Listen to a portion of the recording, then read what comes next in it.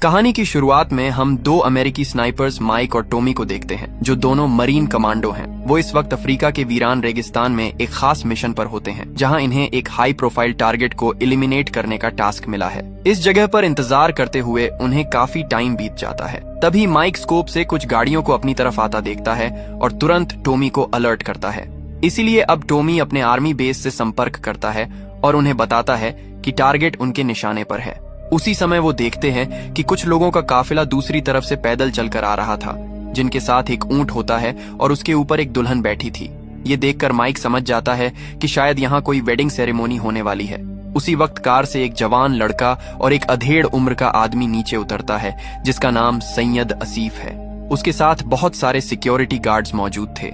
अब दोनों तरफ से लोग शामिल हो जाते हैं और शादी की रीति रिवाजें शुरू हो जाती हैं। वहीं पहाड़ी पर बैठा माइक जब सैयद को टारगेट करने के लिए निशाना साधता है, तो हर बार वो लोग उनके बीच में आ जाते हैं। तभी उसे बेस से ऑर्डर मिलता है कि चाहे दूल्हे दुल्हन को मारकर ही मिशन को करो, क्योंकि इस आतंकवादी को ढूंढने में 30 महीने का समय लगा है। लेकिन माइक ऐसा नहीं करना चाहता, जबकि उसका साथी टॉमी उसे बार बार गोली चलाने के लिए फोर्स करता है। लेकिन माइक निर्दोष लोगों की जान नहीं लेना चाहता, इसलिए वो अब भी उसे नहीं मार पाता।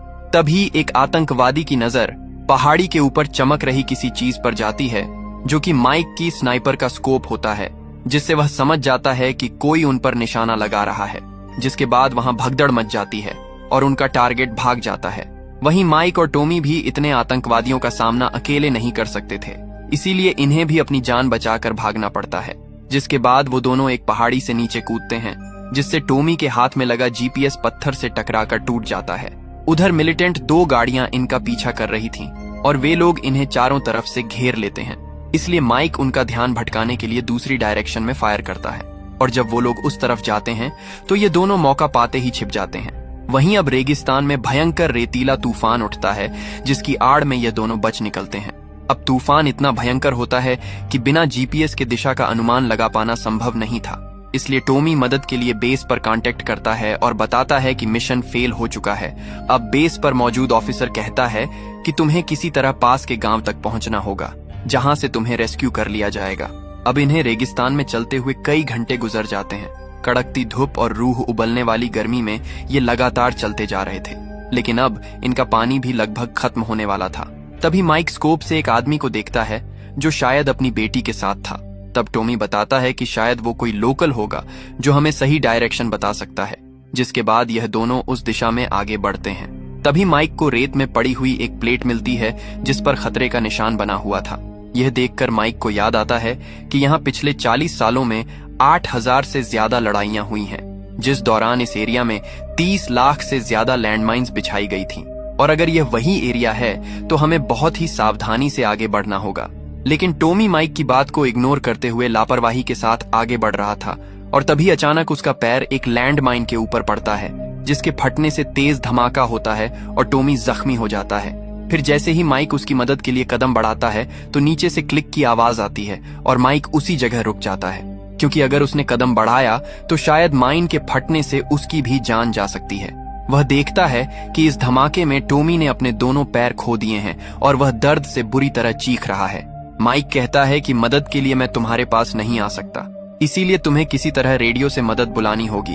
फिर टॉमी अपने दर्द को कम करने के लिए मोर्फिन के 2 इंजेक्शन लगाता है और जैसे तैसे करके रेडियो तक पहुंचता है।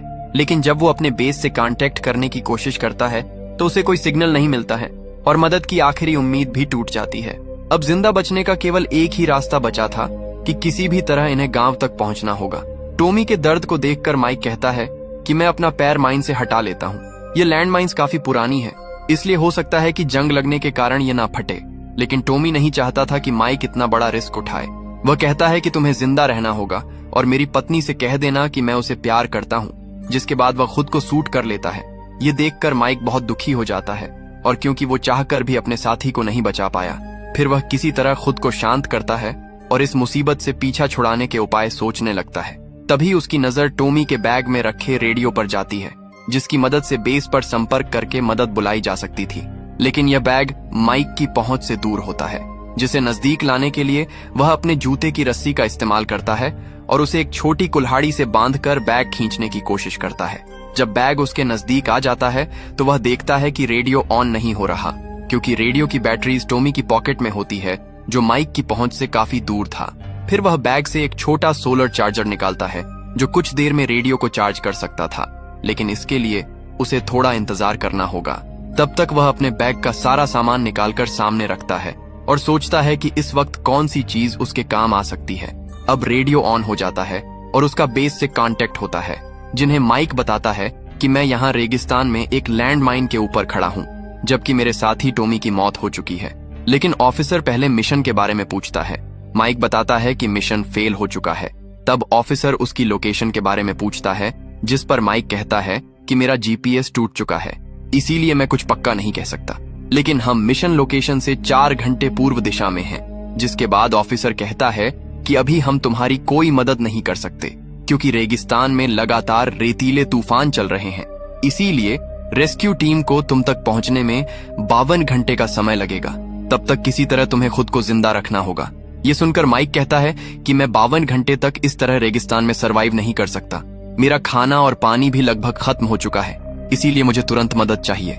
लेकिन ये ऑफिसर कंफर्म करता है कि अगले 52 घंटे में रेस्क्यू टीम तुम्हारे पास पहुंच जाएगी और तुम्हें सिग्नल देकर उन्हें अपनी लोकेशन बतानी होगी। अब रेडियो का सिग्नल टूट जाता है और माइक अपनी घड़ी में 52 घंटे का टाइमर सेट कर लेता है। तभी माइक देखता है कि रेगिस्तान में एक बार फिर विशाल रेतीला तूफान उठ रहा है, जिसके बाद वह तुरंत सारा सामान समेटकर चेहरे को कपड़े से ढक लेता है और अपनी गन और चाकू के सपोर्ट से तूफान में डटे रहने की कोशिश करता है। इसी तरह उसे कई घंटे डटे रहना पड़ता है। हालांकि उसके लिए अपने पैर को स्थिर रखना काफी मुश्किल था, लेकिन जब बात जान की थी तो उसके पास दूसरा कोई बहाना नहीं था। फिर जब कई घंटे बाद तूफान शांत हो जाता है तो वो देखता है कि उसके ऊपर बहुत सारी रेत इकट्ठा हो गई है, जिसे हटाने के बाद उसकी नजर टॉमी की बॉडी पर जाती है, जो तूफान में खिसक कर माइक के नजदीक आ चुकी थी।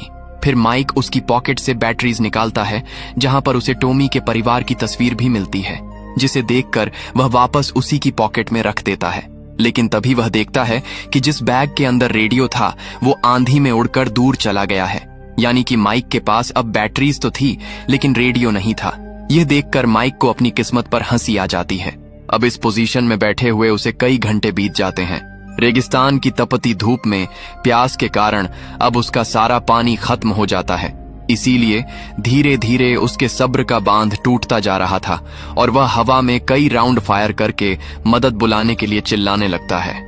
लेकिन इस वीरान रेगिस्तान में उसकी आवाज सुनने वाला कोई नहीं था। इंसान तो दूर की बात है, यहाँ पर कोई जानवर भी नहीं दिख रहा था। फिर वह खुद को सूट करने की कोशिश भी करता है, लेकिन तभी उसे अपने साथी की कही बात याद आती है और फिर वह शांत हो जाता है। तभी अचानक वह देखता है कि एक आदमी उसके नजदीक आ रहा है, लेकिन सीधे चलकर नहीं बल्कि जिगजैग मोशन में इधर उधर चलते हुए। माइक को लगता है कि शायद वह कोई मिलिटेंट होगा, इसीलिए वह उस पर गन तान देता है और कहता है कि यहाँ माइंस बिछी हुई हैं, इसीलिए जहां हो वहीं रुक जाओ। लेकिन थोड़ी ही देर में क्लियर हो जाता है कि वह कोई मिलिटेंट नहीं है। फिर यह आदमी जिगजैग मोशन में चलकर माइक के नजदीक आता है और पूछता है कि आखिर तुम यहाँ फंसे क्यों हो, तुम्हें अपने परिवार के साथ होना चाहिए। जिसके बाद माइक उसे पूरी बात बताता है कि कैसे उसका साथी ब्लास्ट में मारा जा चुका है और वह खुद भी एक माइन के ऊपर खड़ा है। यह आदमी कहता है कि तुम्हें अपने दोस्त के बारे में ना सोचकर खुद के बारे में सोचना चाहिए और अगला कदम बढ़ाना चाहिए। लेकिन माइक को यह आदमी पागल लगता है, क्योंकि उसे डर है कि अगर उसने कदम बढ़ाया तो माइन फट जाएगी और वो मारा जाएगा। इसीलिए वह इस आदमी से कहता है कि मुझे वह रेडियो चाहिए ताकि मैं अपने बेस से संपर्क करके मदद बुला सकूं। लेकिन वो माइक को रेडियो लाकर नहीं देता और उसकी पानी की बोतल लेकर यहाँ से चला जाता है। अब उसके जाने के कई घंटे बाद माइक देखता है कि एक छोटी सी बच्ची जिगजैग मोशन में दौड़ती हुई उसके पास आ रही है। दरअसल यह लड़की उस आदमी की बेटी होती है जो गांव से माइक के लिए पानी लाई थी। फिर पानी पीकर माइक चैन की सांस लेता है और तभी यह लड़की माइक को वैसा ही सोल्जर फिगर दिखाती है जैसा माइक के पास था और माइक अपना टॉय इस बच्ची को दे देता है। फिर यह बच्ची इशारे से उसे समझाने की कोशिश करती है कि उसे यहाँ से चलना चाहिए, लेकिन माइक ऐसा नहीं करता और उस बच्ची से रेडियो लाने के लिए कहता है। लेकिन यह लड़की भी उसकी बात को अनसुना करके यहाँ से चली जाती है। अब शाम भी होने वाली थी और माइक हताश भरी नजरों से अपनी घड़ी की ओर देखता है, जिसमें मदद आने में अभी 38 घंटे बाकी थे। इसीलिए अंधेरा होने से पहले वो आग जलाता है और अपने फोन में वाइफ की वीडियो देखने लगता है। जिसे देखकर वह काफी इमोशनल हो जाता है। तभी कुछ देर के लिए उसकी आंख लग जाती है और जब वो जागता है तो देखता है कि आग बुझ चुकी है। फिर अचानक से भेड़ियों के गुर्राने की आवाज आती है और माइक देखता है कि भेड़िए टोमी की बॉडी को घसीट कर ले जा रहे हैं। वो जल्दी से हवा में फायर करता है और उनमें से एक भेड़िया लैंडमाइन के ऊपर आ जाने से मारा जाता है, जिसके फटने की आवाज से डरकर सभी भेड़िए वहां से भाग जाते हैं। फिर जब सुबह होती है तो माइक देखता है कि उसके सामने वही आदमी खड़ा है जो कहता है कि तुम बहुत लकी हो जो रेगिस्तान की जानलेवा रात में जिंदा बच गए। माइक कहता है कि शायद तुम इन माइंस के बारे में जानते हो, इसीलिए जिग जैग मोशन में चलते हो।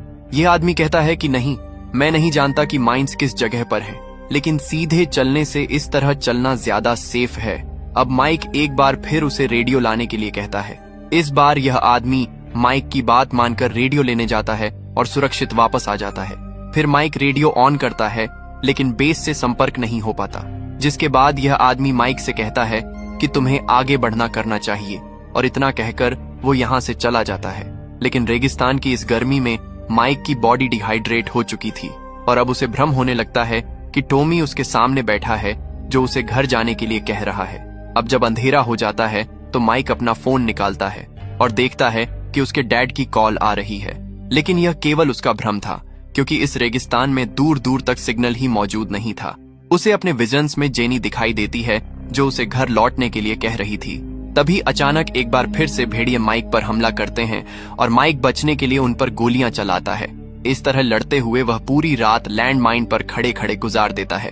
फिर जब सुबह होती है तो हम देखते हैं कि उसके आसपास भेड़ियों की बॉडी पड़ी है। अब इस तरह माइक को वहां पर 45 घंटे बीत चुके थे और मदद आने में केवल 7 घंटे ही बचे थे। तभी रेडियो पर ऑफिसर की आवाज सुनाई पड़ती है जो बताता है कि तुम तक मदद पहुंचने में अभी 17 घंटे और लगेंगे, क्योंकि जो रेस्क्यू टीम मदद के लिए आ रही थी उस पर मिलिटेंट्स ने हमला कर दिया है। ये सुनकर माइक की हिम्मत बिल्कुल टूट जाती है और वो कहता है कि मैं अब और सरवाइव नहीं कर सकता। तभी ऑफिसर कहता है कि कोई तुमसे बात करना चाहता है, जो माइक की गर्लफ्रेंड जेनी होती है। माइक जेनी को छोड़कर आने के लिए माफी मांगता है और अपनी हर गलती का पश्चाताप करता है। तभी जेनी उसे सामने सोफे पर बैठी दिखाई देने लगती है, जो कि उसका भ्रम था। फिर माइक उसके करीब जाने के लिए जैसे ही हाथ बढ़ाता है तो गिरने लगता है, लेकिन तभी अचानक वो आदमी उसे संभाल लेता है। अब वह उसके जख्मों पर मरहम लगाता है और बदले में माइक उसे और उसकी बेटी को धन्यवाद देता है जो उसे पानी पिलाने आई थी। जिसके बाद वो आदमी बताता है कि मैं लैंड माइंस को निकालकर बाजार में बेचता हूँ और उनकी जगह पर टीन के डिब्बे डाल देता हूँ, जिससे कि मेटल डिटेक्टर को लगे कि इन जगह भी माइंस हैं। इसी काम से मेरा परिवार चलता है। लेकिन एक दिन माइंस को निकालते समय धमाका हो गया और मुझे अपना एक पैर गंवाना पड़ा। इस हादसे के बाद मुझे अपना जीवन अंधकार में दिखाई देने लगा और जीने की उम्मीद भी लगभग खत्म हो चुकी थी। लेकिन जब मेरी लाइफ में मेरी पत्नी और बेटी आए तो सब कुछ ठीक हो गया। मेरी बेटी जो तुम्हें पानी पिलाने आई थी हादसे के वक्त, वह भी उस समय मेरे साथ थी जिसकी उस धमाके में जान चली गई। लेकिन मुझे खुशी है कि वह तुम्हारे पास आई। वो कहता है कि तुम लकी हो कि तुम्हारे पास परिवार है, इसीलिए तुम्हें अपना कदम बढ़ाना चाहिए, भले ही अंजाम चाहे जो भी हो।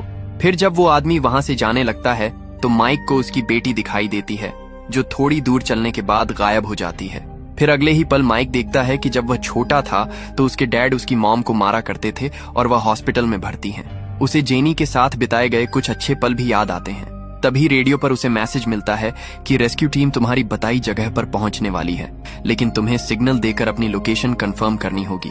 फिर माइक अपने नजदीक पड़ी फ्लेयर गन उठाता है और इससे पहले कि वह सिग्नल दे पाता, मिलिटेंट्स उस पर फायर कर देते हैं, जिनमें से एक गोली लैंडमाइन पर आकर लगती है, जिसके फटने से माइक के हाथ से फ्लेयर गन छूट जाती है। तभी माइक अपने चारों ओर गोलियां चलाता है। माइन के फटने से उसके आसपास धूल का गुब्बार बन जाता है, जिसके बाद माइक अपनी स्नाइपर से उन दोनों मिलिटेंट्स को मार गिराता है। उधर रेस्क्यू टीम लगातार उसकी तलाश कर रही थी, लेकिन माइक उन्हें कहीं दिखाई नहीं दे रहा था। फिर माइक देखता है कि यहाँ से बचकर निकलने का उसके पास आखिरी मौका है, लेकिन फ्लेयर गन उसकी पहुंच से काफी दूर होती है। लेकिन अगर उसने अभी कोई एक्शन नहीं लिया तो शायद कभी यहाँ से जिंदा बचकर नहीं जा पाएगा। जिसके बाद वह किसी तरह हिम्मत जुटाकर अपना अगला कदम बढ़ाता है और देखता है कि यहाँ कोई धमाका नहीं हुआ। फिर माइक जब रेत हटाकर देखता है तो वहाँ एक टीन का डब्बा होता है, जिसके अंदर टॉय सोल्जर रखा हुआ था। फिर उसे आदमी की कही बात याद आती है कि कैसे वह और उसकी बेटी लैंडमाइंस की जगह टिन के डिब्बे रख दिया करते थे, जिसके बाद वह बेसुध होकर जमीन पर गिर जाता है और रोने लगता है। उसे अब खुशी से ज्यादा पश्चाताप हो रहा था, क्योंकि अगर वह उसी समय अपना अगला कदम बढ़ा देता तो शायद उसके दोस्त टॉमी की जान बच जाती। फिर वह फ्लेयर गन जलाकर सिग्नल देता है, जिसके कुछ समय बाद रेस्क्यू टीम उसे लेने पहुंच जाती है। फिर आखिर में दिखाया जाता है कि माइक सुरक्षित अपने देश लौट आया है और उसके गले में वह टॉय सोल्जर होता है जो उसे रेगिस्तान में मिला था।